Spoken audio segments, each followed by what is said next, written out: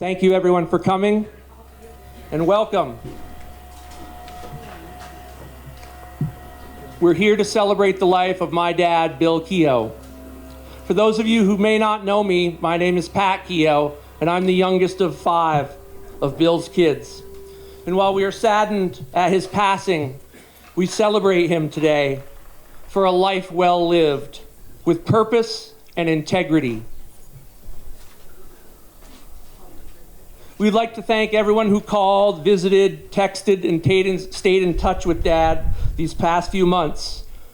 He cherished those relationships with his many friends. As Ann Sharon recently shared with me, and I totally agree, that Bill's greatest attribute was his positive attitude about life. It was contagious. He was genuine in his caring and authentic in who he was. Thanks for that, Dad. By the time I hit my teen years, my dad was pretty established in terms of what his values were, what he believed in, and how he wanted to live his life. Thanks to my 4 brothers and sisters, there wasn't much left for me to get away with. You did a good job, though. So the typical father-son stresses ensued in our lives.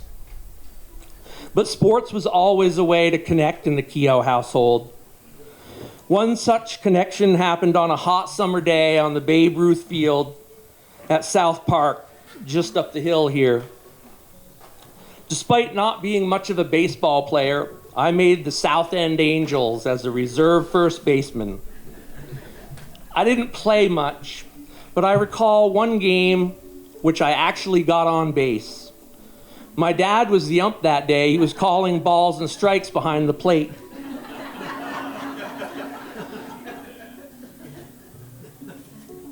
I was awarded first base. I got on base. I was really excited, and it was a game we were down by 1 run. Eventually, I was advanced to third with 2 outs, and I really wanted to make something happen. I took a big lead off third base, stared out at the pitcher. Bright sun setting over Lake Champlain. I can barely see him. Waiting to see if he would deliver the pitch. As I took my lead, I was horrified when I saw his knee heading to third base. I dove back to the bag on the pickoff throw. Surely I'm safe. But wait, it was only a 2-man umpiring crew that day. So the home plate umpire had to cover the call at third. Yep, the runner is out! My dad exclaimed. It was a tough night at home later, but mostly because of me. Mostly because of me. In retrospect, Bill was doing Bill things. He was right in the middle of it. He knew his job. And he executed his responsibility with an enthusiasm and an astute understanding of the rules. I was 13 years old and I had no idea the life lesson that I would later become aware of. Much later. Today I coach high school JV basketball. It's my passion, and I was so grateful that I got to spend some time with my dad in the gym for some of those games. Something I learned from my dad: if you enjoy something, immerse yourself in it. Give it your all and help others along the way. But the real lesson I learned that day at South Park was that in life there will be many calls that don't go your way, as Bill used to say. It's how you respond to that adversity that sets you apart as a person and a professional. No matter what the call, you need to respect the process and those involved in determining its outcome. If I could do it all over again, I would respond with, "Good game, ump. You can bet I surely do that now, regardless of how any call goes. At this point, I'd like to ask Joe McNeil to come up.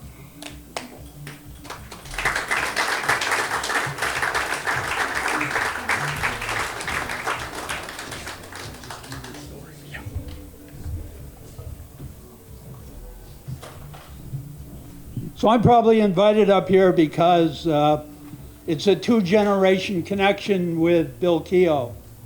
My dad was on the City Council, then Board of Aldermen, when Bill was the park superintendent. And they interacted in a friendly way, and Bill reminded me that I had much to learn when I first encountered him in a different role as city attorney. But I want to talk a little bit about two aspects of Bill's life. Number one, sort of political. Number two, more importantly, athletic. Political. Those of you who have been around Bill for a long time know that just as he was active in basketball, active in cycling, active in running, he was a disciplinarian. He disciplined his life. He took he disciplined his kids. I didn't see that directly, but there's no doubt in my mind that he did. So, flash forward, Bill has been the chair of the City Council. He's run the so-called Board of Finance, and he's now an airport commissioner. So, the Airport Commission had a different sort of history. Bill was very into parliamentary procedure. He wanted to have exactly the right motion at exactly the right time and exactly the right method, and the Airport Commission was none of that. It had gone from a 3-member board to a 5-member board, and they were used to getting things done differently. They talked over each other, they interrupted each other, they gave each other respect at the end of the day, but they fought furiously at various times. Bill couldn't stand it. So I get a call this one night, and it's like, Joe, can we meet like on Saturday? I've got to go over something with you. I'm like, okay. So we meet, and he goes, this lack of decorum at the Airport Commission, that just cannot continue. And I said, well, Bill, you know, parliamentary rules are just a means to an end. They're not an end in itself. So if ultimately the parties are getting along and they're getting the work done, it's not the end of the world if they don't do it exactly by motion and second and discussion and vote. He's like, oh no. Oh no, we're going to do it the right way. And from that time forward, we worked it out so that parliamentary procedure came to the airport. Second thing I want to talk about is athletic. And this, to me, really epitomizes my relationship with Bill over many, many years. Bill played basketball in high school and never missed one of the periodic Rice Cathedral versus BHS alumni games that occurred across the years. He was very proud of having participated in those games, and he loved the camaraderie, he loved the competition. So the last one that we were both involved in, we started off sitting on the bench. We both disagreed with that decision, but we were there sitting on the bench. And he said, you know, Joe, he said, I have scored in every single alumni game that I've played in from the time I got out of high school. And I'll be damned, I'm going to score in this game. And your job is to make sure I get the ball in scoring position. So I said, okay, Bill, here's the deal. I said, when we both get in, You stay on the wing, I'll be on the opposite wing, but I'll come up to the top of the circle. I'll get the ball. You make a hard cut towards the basket like you're gonna, a give and go we call it, like you're gonna go right to the basket, but instead you stop quickly and you come back, and as soon as you come back, I'll hit you with a pass, and you damn well better make the shot. He goes, don't worry, I'll make the shot. So I'm thinking, who is this guy? He's like Jimmy Chitwood, the guy from Hoosiers, who was gonna make the critical shot for Hickory to win the state championship. So the game is that important. We, and the camaraderie, but we both loved it. You know, we had mellowed out as BHS and Cathedral or Rice graduates, and we're just people enjoying basketball. And we'd laugh and joke and insult everybody and whatever. So anyway, I get in, he gets in. Play goes back and forth a little bit. I get the ball at the top of the key. He makes a cut hard to the basket, comes back. I hit him with a pass, and without a moment's hesitation, boom, swish.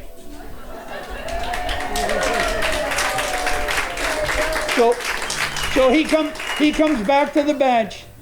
I go, damn, Bill, that wasn't bad. He says, I told you I'd make the shot. In my opinion, that was Bill. Confident, yet humble about the way he went about it.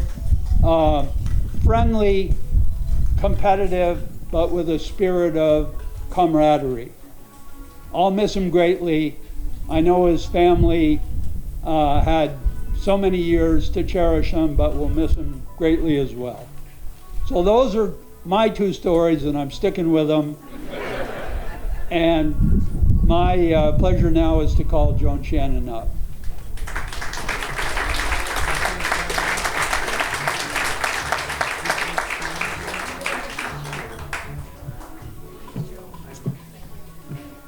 When they asked me to speak after Joe, I should have had more hesitation, I think. But I wanted to share kind of my experience with Bill over the course of probably the last 25 or so years. I met Bill when Lakeside called him to the St. John's Club to talk about the Southern Connector, which Bill had a great love for the Southern Connector, and Lakeside did not. But he dutifully came, and he heard our concerns, and he defended the project. And this went on for maybe a year or two. And then a bunch of things happened, and I decided to run for city council. So I called Bill up really to warn him, because most of our interaction politically had really been about the Southern Connector, and we did not have an ounce of agreement on it. And much to my surprise, Bill immediately embraced my candidacy, which shocked me, but also was kind of how Bill operated. And one of the things that I learned from him very early on is you don't have to agree to have deep respect and to work together. And that's what we did for the next many, many years. After getting on the city council, the caucuses were always at Bill's spotless house. And, here was this older man. You go to his house, it's updated. He did a renovation of the kitchen. Everything was in perfect order, and that's where we had all of our caucuses. And I started to learn about Bill's family of 5 children, and just as his son Bill introduced himself as number 5, I will introduce myself as number 4. I was number 4 of 5 children, and Bill did kind of present that father figure to me in Burlington. I think I was asked to speak here because I apparently made everybody cry at the city council meeting. And that was my role in my family. I'm able to hold about a cup of tears in my eyes. So apparently, in true kind of Irish wake fashion, they want us to all laugh and cry together in celebrating Bill. Bill was, to me, really a model of how to live. He was mentally engaged, physically engaged, and socially engaged. And I wanted to share kind of a couple emails right up to the end. I mean, Bill became council president in his 80s, I think. And he didn't stay too long. You know, he knew when it was time to go. He moved on after being council president. He moved over to the airport commission, as Joe had mentioned. And I will tell you, he watched every city council meeting until maybe the last few months when he wasn't doing so well. And I know he was watching because he was texting me and Chip Mason throughout the meeting. And then after Chip left, me and Ben Travers. And it keeps you going, I will tell you, getting those texts during the meeting. There's a real bond. But he sent me a couple just to kind of show you how engaged Bill was right up till the end. I have this email from Bill, April 18th, 2022. Joan, I don't have a direct connection with Molly Gray, but figure you do. I am helping arrange a candidates forum here at Shelburne Bay for 11 a.m. on Thursday, May 26th. Other candidates competing for the U.S. House seat are also being invited. Tribute to Bill's fairness. Shelburne Bay has over 150 residents. Our format is 5-minute presentation followed by Q&A, then some mingling time thereafter. Would you please forward this to Molly for a response and any questions she may have? Parentheses, Joan, I gotta stay involved. And he did. In July 23rd, 2023, just a year ago. Still trying to cling to Burlington residency, but the facts are there. I'm not really sure when he changed his voter registration. He had moved in 2022. Not driving anymore, but can rely on Uber by choice when other transportation not available. Car sale equals Uber finances. Rarely use a walker or cane, so I get around. Attended Democratic fundraiser at St. John's Club recently. Will be on board Monday night. Thanks for staying in touch. Bill always reached out. Like, Bill would call me up and invite me over to the St. John's Club for a beer. He'd call me up, he invited me out to lunch, really just even in the last few months. He reached out to people. I would often see him walking to the St. John's Club from his house on Alder Lane, meeting up with a group of friends. During the pandemic, we could do nothing inside. I used to run into Bill at the gym all the time. And that wasn't because I went to the gym a lot. It's because every rare time I went to the gym, Bill was there. So walking the dog up in his Birchcliff Parkway neighborhood, I of course run into Bill walking in the neighborhood. He tells me he walks 2 miles every day in the neighborhood, which is actually quite a hill, which I knew because I was walking it and struggling. And Bill was doing that every day. So Bill meant an awful lot to me. His support, his friendship, and especially those texts in city council meetings that have kept me going for so long. We had a resolution at the city council that was written by our dear friend Joe McNeil and endorsed by the full city council. And I'd ask if Ben Travers could come up and present it to the family.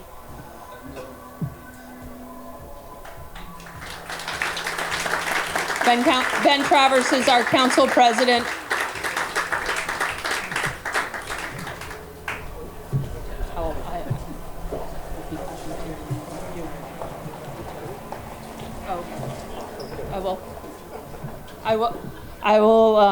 I will read it, although this didn't go so well when I tried to do this at the city council meeting. Whereas, We got you, Joan. okay, thank you. Whereas William Bill Keogh has passed at age 93 years, and whereas Bill Keogh was a lifelong Burlingtonian with tremendous love for this city and boundless energy to constantly attempt to improve it.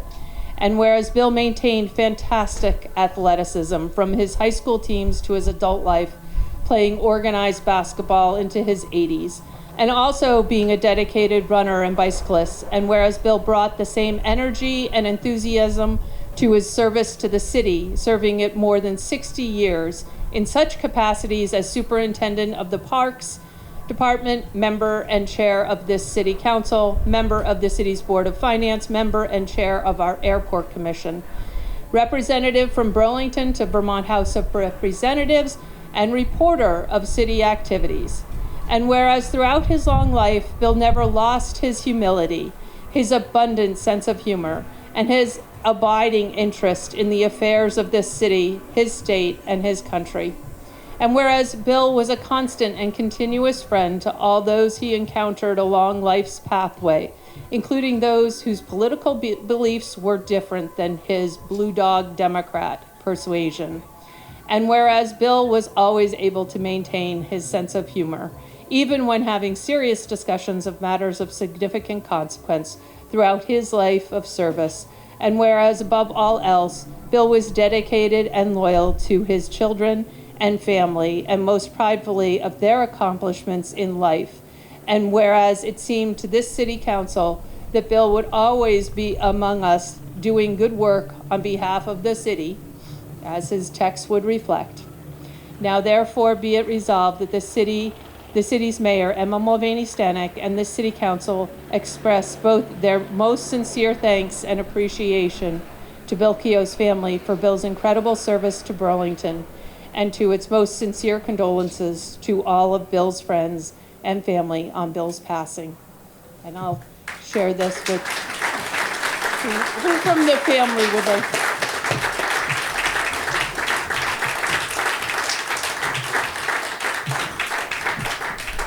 Thank you all, and I will now ask for Brian Mills to come up. I think it's Al's next. Al Sharon. Al. That's right. Sorry, Al Sharon. Let me.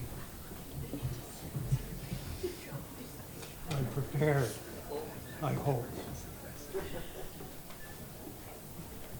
Bill Keogh. Yeah.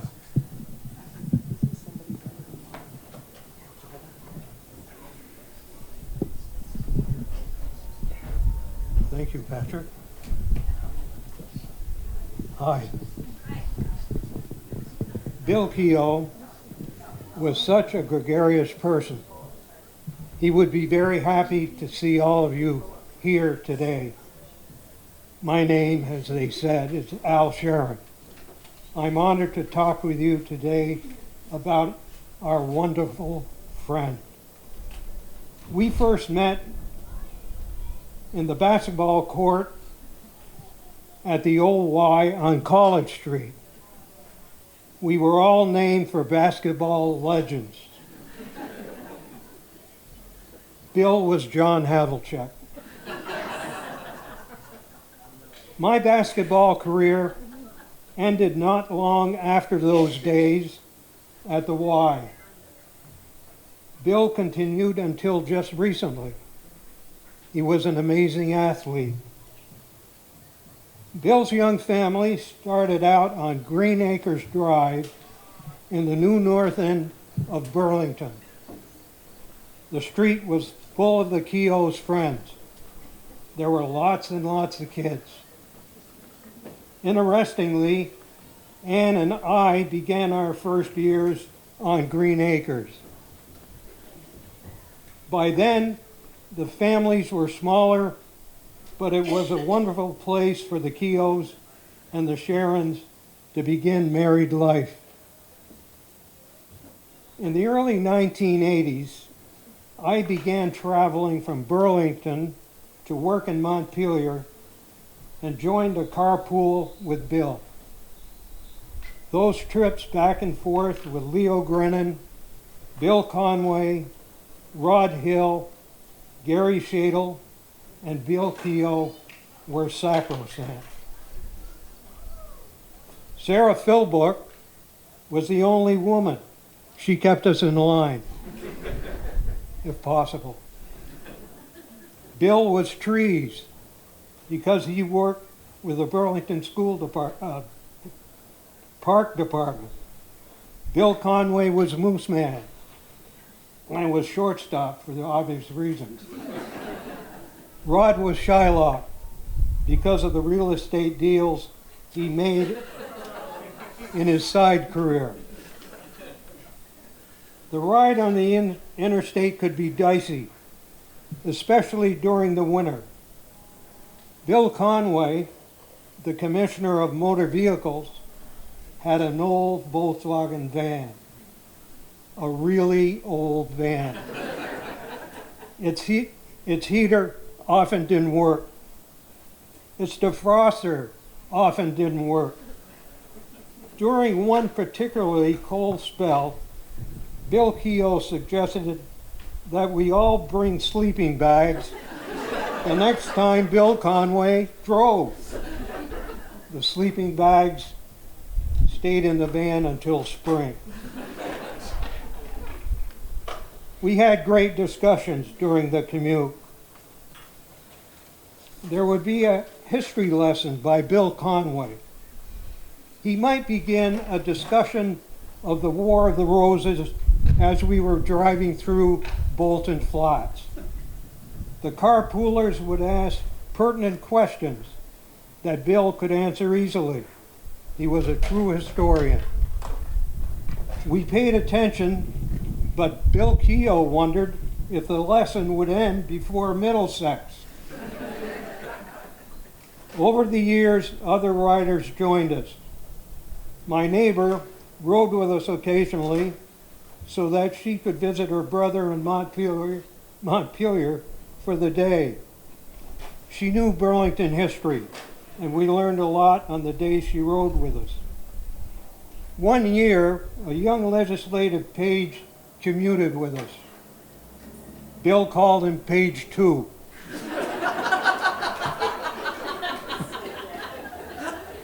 It was that way.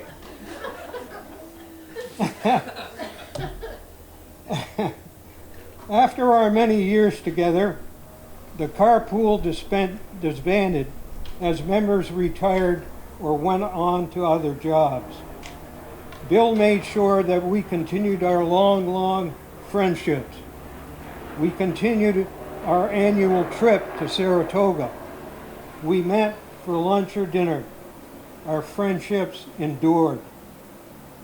Bennington Battle Day is a Vermont state holiday in August. It was yesterday, August 16th. Every year on Bennington Battle Day, Bill arranged for the carpool to make a trip to Saratoga to wager a few bets at the track. I don't recall him ever losing. He never said. COVID was a tough time for all of us, especially the first year. Bill never was down or depressed or frightened about it. He continued to reach out and maintain his friendships. We met in our yard to visit, 6 feet apart. We went to his yard on Alder Lane to visit, 6 feet apart. One day when we were there, he moved Ann around and around so that the sun wasn't blinding her. Bill was always kind and caring.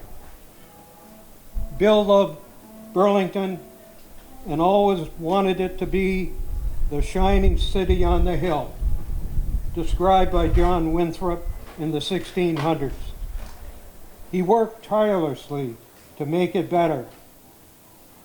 He was active in so many years, in so many areas of life in Burlington. He collaborated with others no matter their political persuasion. He carried, as Joe said, he carried out precise parliamentary procedure when he was president of the city council. He knew it took a new councilor time to learn the ropes, and he suggested that they might wait weeks, even months, before speaking during a council meeting. Norm Blay, our Ward 6 councilor, waited some time before contributing anything to council deliberations. Norm knew finally Norm knew that he was ready, but I bet that Bill suggested that he wait a while longer.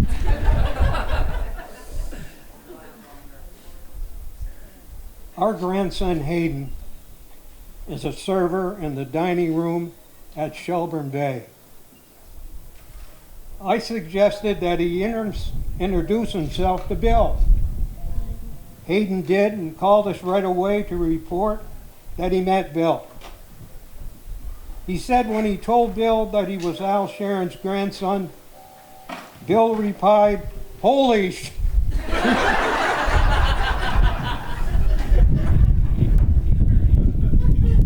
Hayden thought that was great. So did we. Everyone here has a story or two or more to tell about Bill. Excuse me. Everyone here has fond memories of time spent with him. He was a good and decent man who graced all of our lives. We were the lucky ones. Thank you.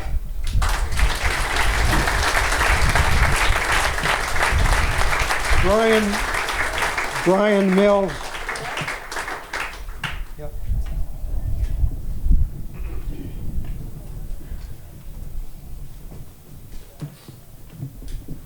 Good afternoon. My name is Brian Mills. I have been appointed the unofficial spokesperson for the Mills family today to offer a few remarks about Bill, the great Bill Keogh. My mom, Karen Mills, was Bill's companion and partner in crime for the last 25 years.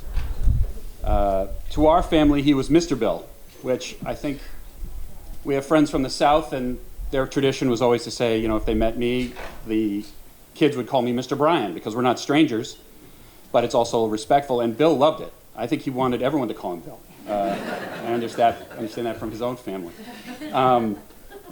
And to our family, you know, he was Mr. Bill, and none of the 6 grandkids in my family, or my mom's grandkids, knew a life without Mr. Bill. They're all that young, so that was really a blessing. He was friendly, he was gregarious. We're all going to use the same words today. He integrated effortlessly into our family. He joined holiday celebrations and other gatherings with enthusiasm and got along with everyone, from the smallest kid and babe in arms, all the way up to our revered matriarch. Some of you know her, my grandmother and my mom's mom, Grandma Jensen. Many of you know Evelyn Jensen. She was a tough customer. She was Grandma J to all of us, and there was no doubt who was running the show. As the story goes, early on in the Bill and Karen courtship, Grandma J may have been being a little overprotective, wasn't quite sure about Bill, but Mom knew when Bill had made it, when my grandmother, who I would consider an old school New England Republican, remember those?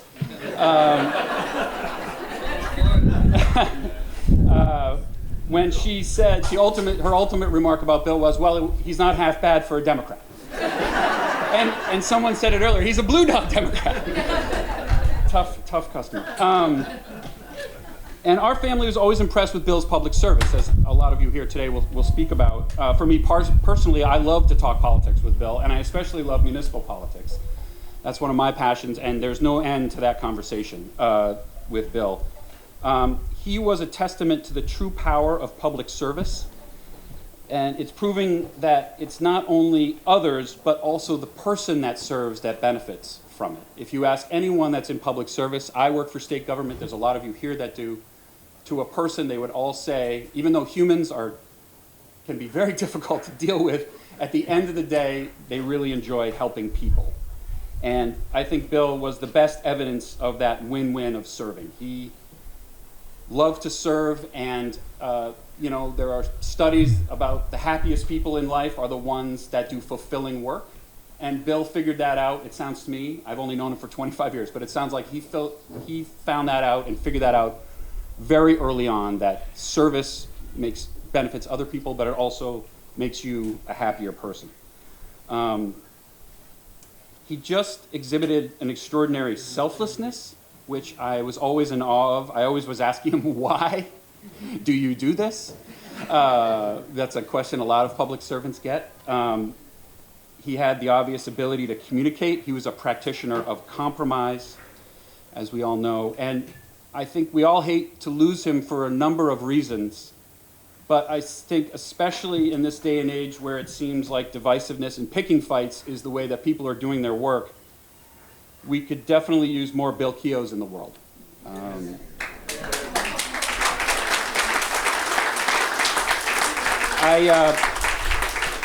I did ask my mom for some thoughts on their relationship, and I got some great stuff. As everyone knows, Bill and Mom love to be active. Biking, golfing, cross-country skiing, snowshoeing, walking, and hiking, although asterisk on the hiking, my understanding is that it was only one hike up Camel's Hump, and then Bill said that was enough. But I was saying to someone earlier today that they had much more interesting and fun-filled and active life than I ever had. I couldn't keep up with them. From the beginning of their relationship, they traveled, and from what I understand, Bill was not a traveler before that. So that was a great new adventure for him and for both of them. My mom was the planner, and Bill was the willing participant, although he had what he called his right of first refusal. And that was invoked for the first time after a trip that included either ziplining, river rafting, or horseback riding. And even though he was active, they may have been a bit too active. So had to tone that down. So sometimes they traveled together and sometimes they did their own thing. And I think that was great. One of the things they didn't agree on was music. Bill was a big band. We heard that playing earlier as we all were filing in. Big band and golden oldies. The note here from my mom was really oldies. Fan. Mom was a fan of music from the 60s forward. But my mom said she'd have to agree with one of Bill's favorites, which was Unforgettable by Nat King Cole, because, after all, that's what he is. I just wanted to say from our family, it's really been a pleasure to get to know the Keogh kids and their significant others and the extended family, and really wanted to thank them for putting together this event. It's just, I had no doubt of the number of people that would come to celebrate Bill, but it's just so heartening and wonderful to see all of you here to celebrate Bill. We'll miss him terribly, and I look forward to visiting with all of you here as the afternoon unfolds. And thank you. Billy.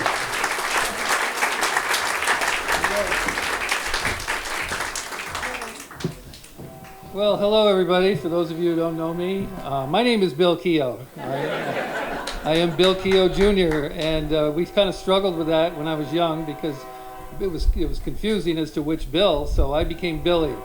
So my family knows me as Billy, but I go as Bill. So I'm the oldest of the five.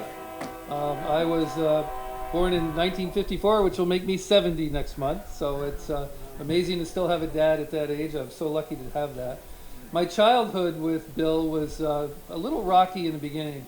I think Joe mentioned what a disciplinarian dad could be. Well, when you're the oldest son, the firstborn, and he was a disciplinarian, he was tough. And there were rules, and you had to follow those rules. And if you didn't, you were held accountable. And I learned a lot. It was a painful lesson, very painful. And as a teenager, I probably wasn't the best subject involved. I probably created a lot of my own hassles, but if he said the curfew's at 12, that didn't mean 12:05 or 12:10. It meant 12. So that was part of my upbringing, was trying to. I was learning how to be accountable and how to be responsible, even though it was a painful lesson. When I look back and saw the energy and effort he put into raising me, I'm so thankful all that. There was one time when I was a teenager where I was playing freshman baseball, and I had a coach that was absolutely terrible to me. I couldn't stand the guy. He was all over me all the time. I couldn't do anything right. I dreaded going to practice. I wanted to quit. And I went to my dad, and he was driving me home from practice. I said, Dad, I can't do this anymore. I got to quit this team. I can't put up with this guy anymore. He said, no, you're not quitting. You signed up for that team. You started with that team. You're going to finish the season. And if you don't want to play baseball next year, don't play. But you're not going to quit midstream.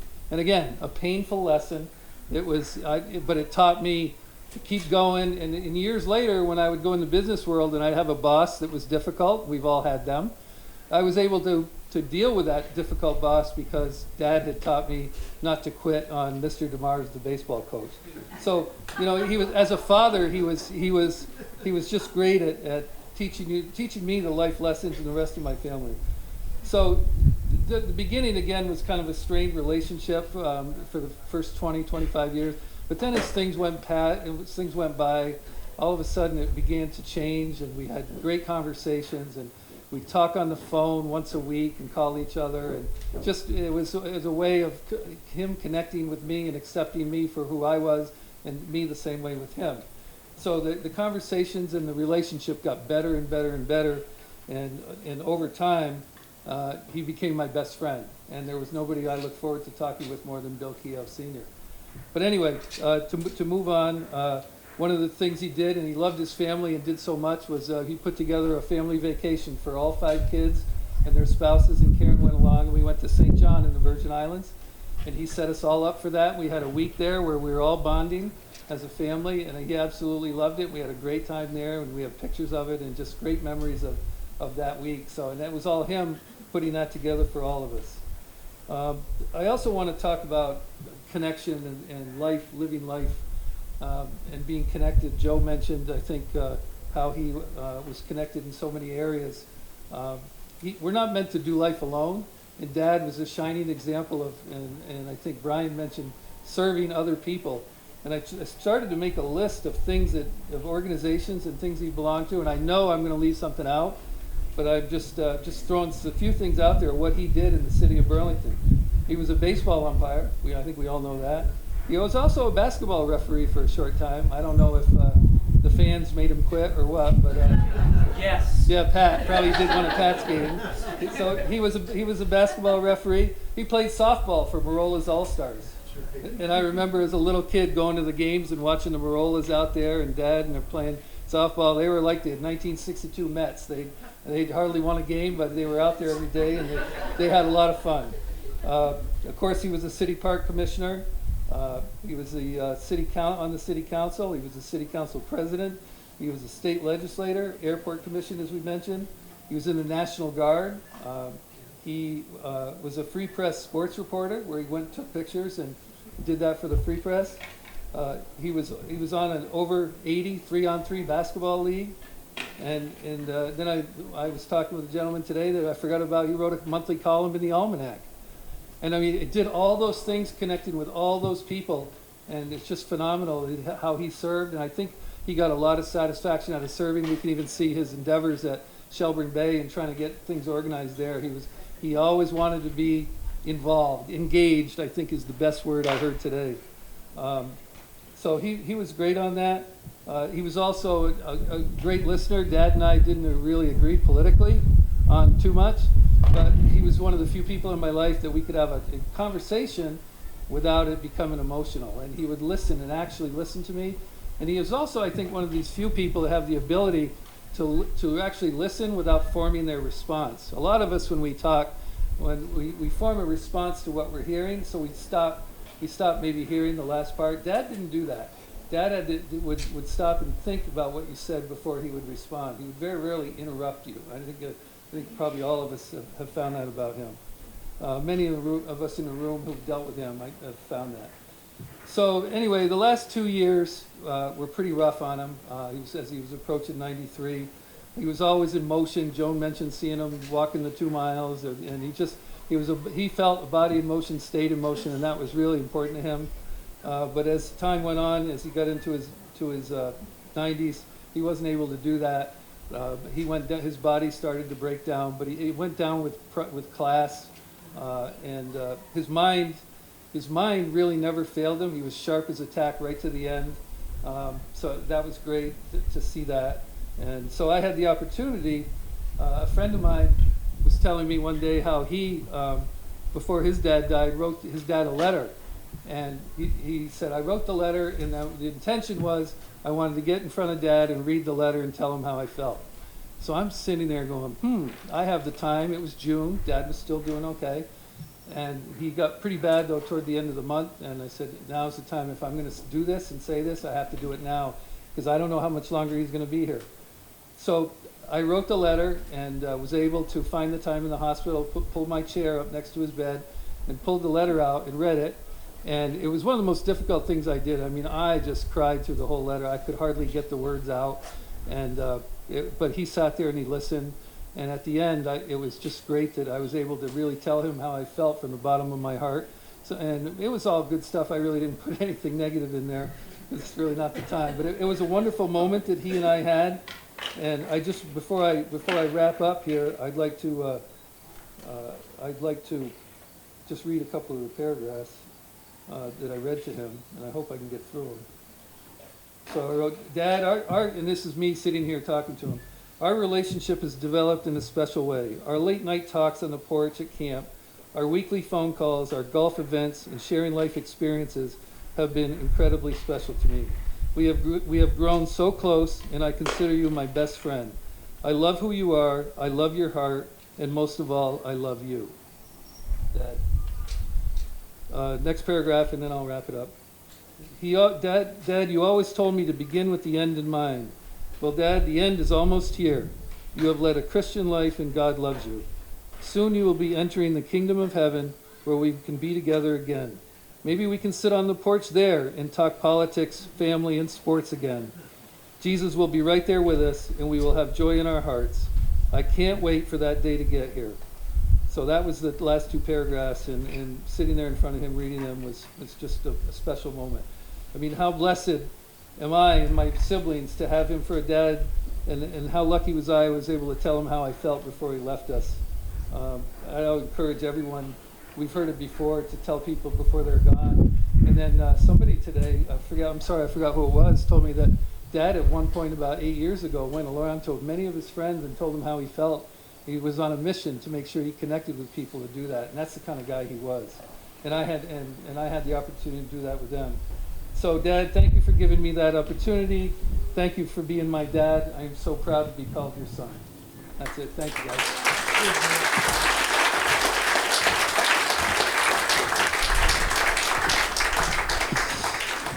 So we'll now have a short video. John? How you doing? I'm John. I'm Bill's son-in-law. When Bill was turning 75, we made a video to celebrate his birthday. Since we made this video almost 19 years ago, Bill was very busy. He played a lot of golf, a lot of basketball, walked, biked, as you've all heard. He and Karen traveled to Turkey, Paris, Costa Rica, and Florida.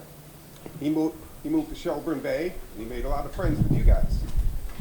He shared lots of laughs with us at the lake and our homes. But it'll come as no surprise to anyone of you that Bill at 93 was pretty much the same guy he was at 75. Let's take a look.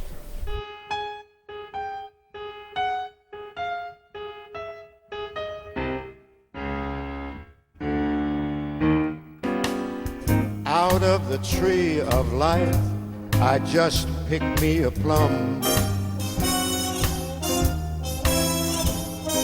You came along and everything started into hum.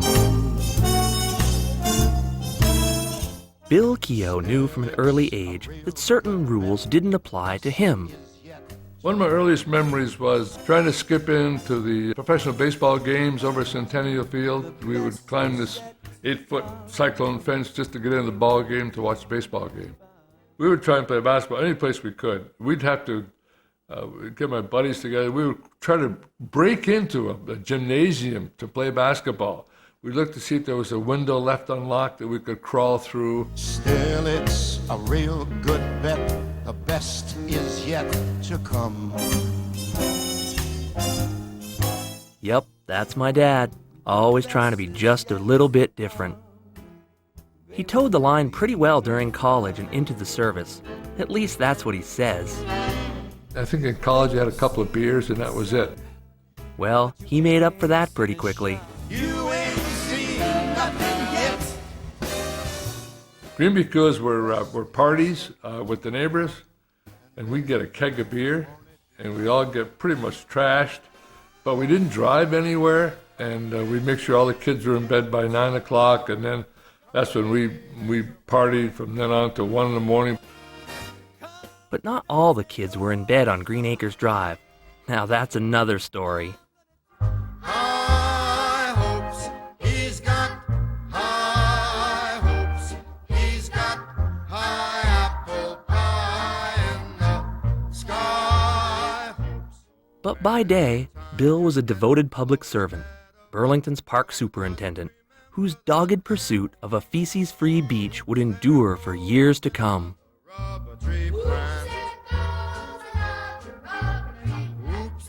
Thankfully, his life became more sophisticated when he joined the Associated General Contractors of Vermont, a job he was eminently qualified for. When I went to talk with those folks for the interview, I said, I really don't know anything about construction. But why let that little fact get in the way? So I took that job, and I was there for 22 years. But he's got high hopes, he's got high hopes. In the meantime, Bill was on the move, skiing, running, bowling, and umpiring. I started running, and I completed a marathon, 26.2 miles at age 60. I think that's an accomplishment, and that sort of spurs you on. Once you reach one milestone, you want to go to another. Then came basketball, bicycling, and golf. Some he's good at, some not so good. Politics keeps him active too, fending off irate taxpayers, battling bar owners, and disputing dog doo. I get a lot of gripes about potholes and dogs and a whole bunch of things. And oftentimes I'll joke to people, said, hey, you want to take my job? Oh, I wouldn't take that job for $1 million. No, and that's okay. But the biggest compliment people can make to me is, thank you for doing what you're doing. And, you know, that's a real pat in the back, and that sort of keeps you going.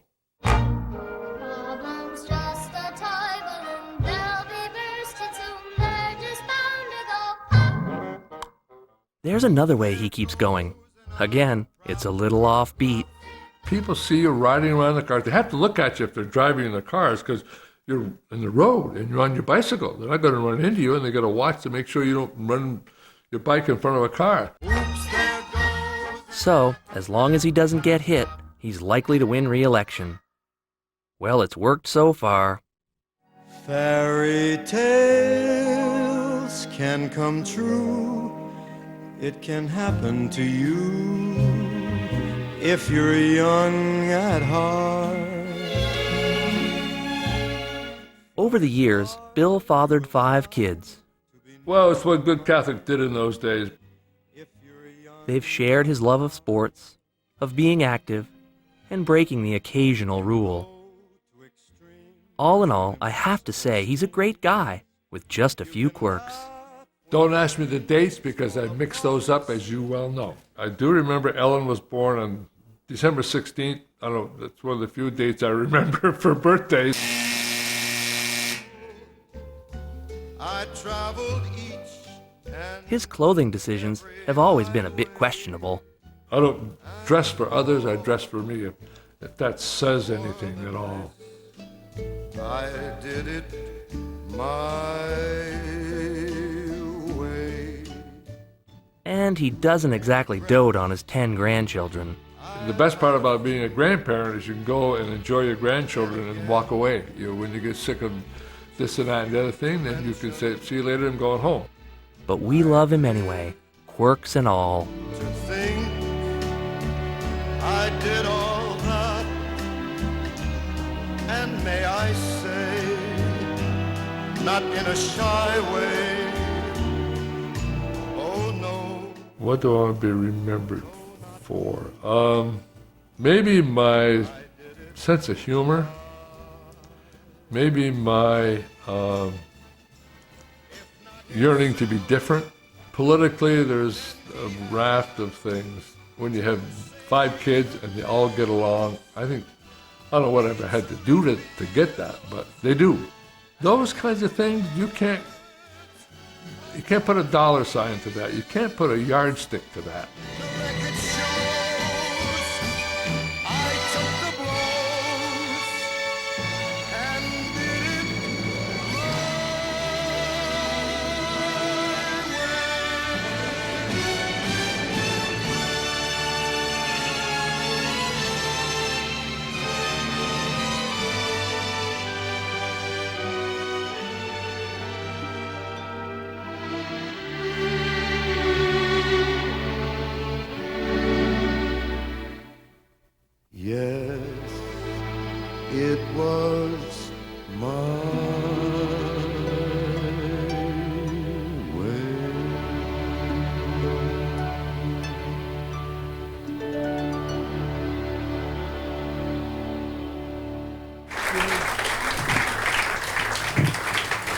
Thank you, everybody. All I can say is he would love this. Feel free to have some food and drink and share stories with each other, and just thank you for being here.